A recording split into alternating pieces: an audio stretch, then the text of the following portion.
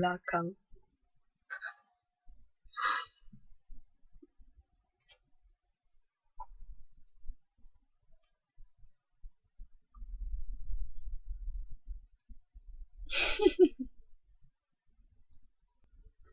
Ya toh, ya kayak ibaratnya sama aja, misalnya mbak nggak seneng sama temen tapi nggak ngomong langsung, aku gak seneng deh kamu kayak, soalnya kamu misalnya banyak ngomong atau apa, tapi malah ngerasanya ke temen yang lain ya toh.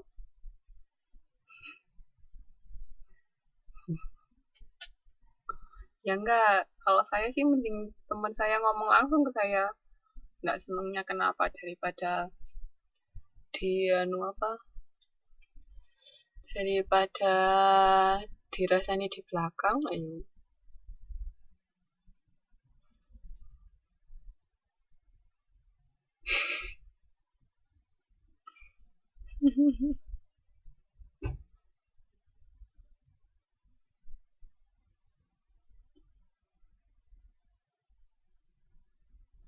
Arabikan, apa itu Arabikan mbak?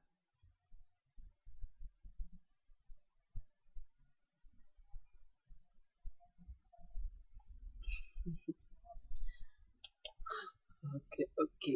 Nah, ini kita bisa memulihkan jasa, itu memahami dan bertanggung jawab. Kita bisa memperbaiki produk jasa, mengganti seluruh uang yang telah dikeluarkan, mengganti sebagian uang, permintaan maaf dari perusahaan, penjelasan tentang apa yang telah terjadi, jaminan bahwa masalah tersebut tidak akan terulang, sama memberikan kesempatan kepada pelanggan untuk mengeluarkan kemarahannya.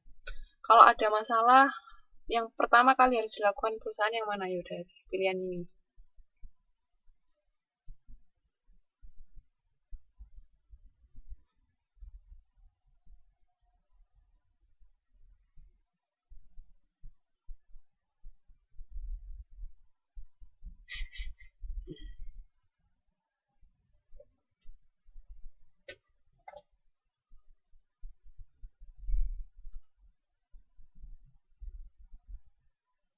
Iya, harus minta maaf dulu kan. Misalnya kita melakukan kesalahan kan yang pasti minta maaf dulu.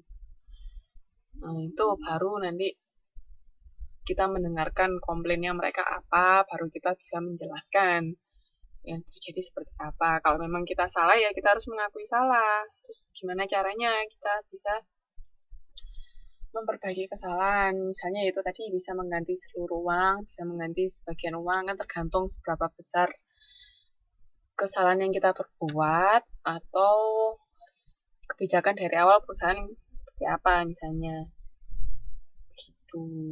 Jadi intinya pokoknya kalau kita misalnya perusahaan melakukan kesalahan dari karyawan, jangan diam aja. Tapi kan biasanya kadang-kadang kalau kita lihat-lihat di TV itu yang emosi-emosi itu masih, manajernya mana ini, manajernya mana, saya mau ketemu sama manajernya. Ya gitu.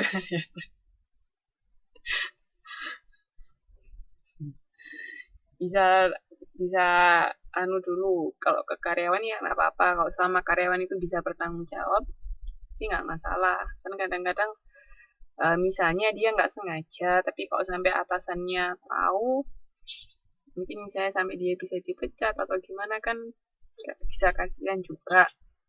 Makanya mungkin kalau bisanya bisa diselesaikan dengan baik-baik kan lebih enak. Oke, iya sih, kadang ada yang juga kayak gitu. Kadang yang sebenarnya yang salah mereka, tapi mereka yang komplain, guys. Kita nggak bisa apa-apa. Gimana lagi?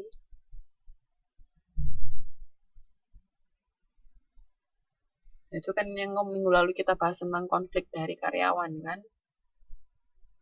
Sebenarnya dia nggak salah, tapi kita nggak bisa ngapa-ngapain. Oke, nah ini ada fair treatment. Jadi ini perlakuan yang fair.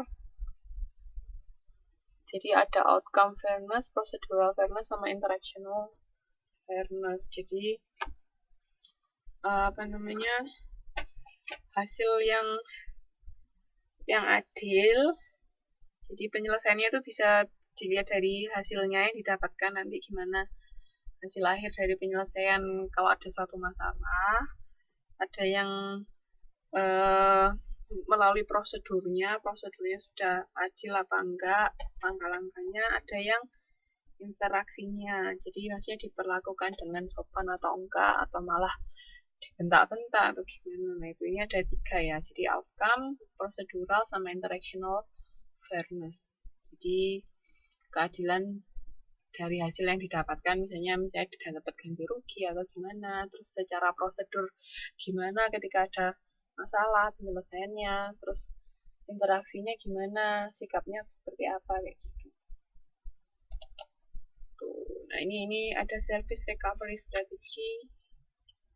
To act quickly, provide adequate explanation, treat customer fairly, cultivate relationship with customer, learn from recovery experience, learn from lost customer, make the service feel safe, sama encourage and track complaint.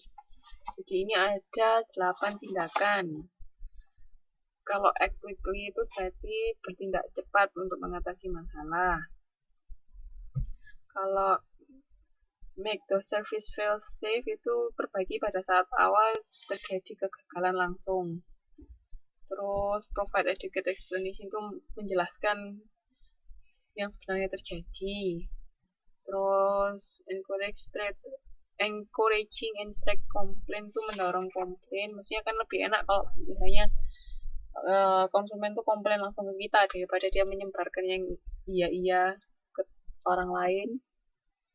Terus habis itu treat customer fairly, jadi kita harus melakukan semua customer itu sama dengan adil, nggak ada yang lebih.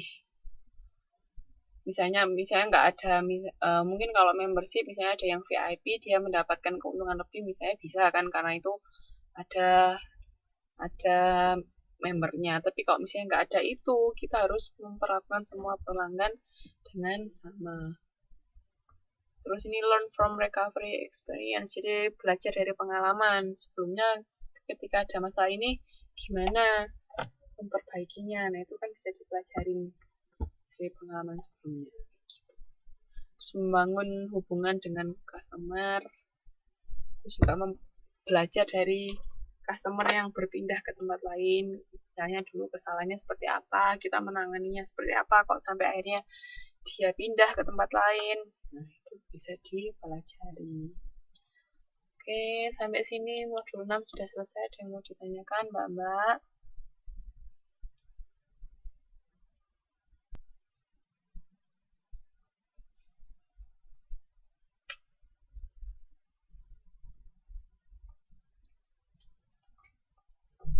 Silakan kalau ada yang mau bertanya.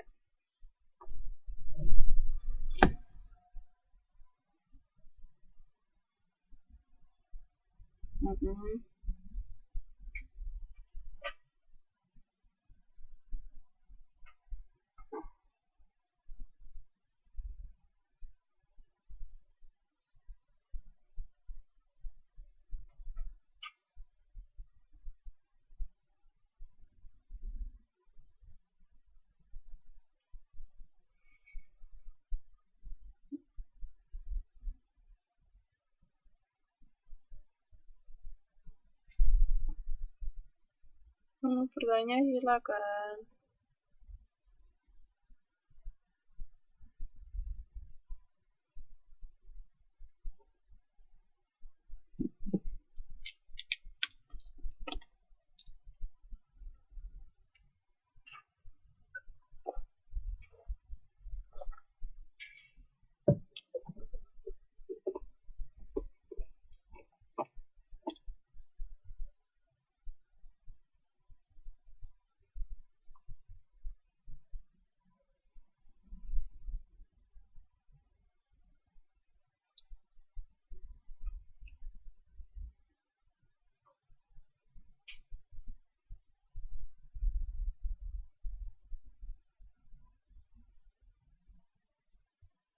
Ya tetap harus dijelaskan, Mbak. Maksudnya kita harus tetap menjelasin kalau memang nggak ada salahnya, bukan dari kita, tetap harus dijelaskan. Nah, kita gimana caranya kita nggak ikut emosi yang pasti. Pertama kita harus tenang.